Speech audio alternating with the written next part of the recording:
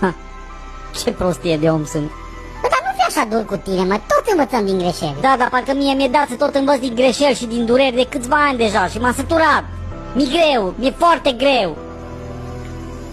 Știi, cea mai mare greșeală pe care o facem noi toți nu e că ne certăm sau că spunem lucruri urâte, ci că nu ne întoarcem, că nu cerem iertare și nu luptăm să reparăm.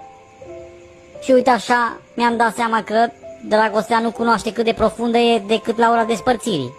Și eu simt asta de ceva vreme, Orlando, eu simt. Simt că orice aș fi, că râdem, că glumim, că ieșim la o bere, că tragem o țigară, când ajung seara singur în pat, simt că fără ea nu mai sunt nimic. Sunt doar un ecou gol. Știi, în final nu rămânem cu nimic decât cu dragostea pe care am avut curajul să o recunoaștem și să o apărăm. Și oamenii, oricât de puternici ar fi ei sau ar părea ei, au nevoie de cineva care să le spună: bă, am greșit, îmi pare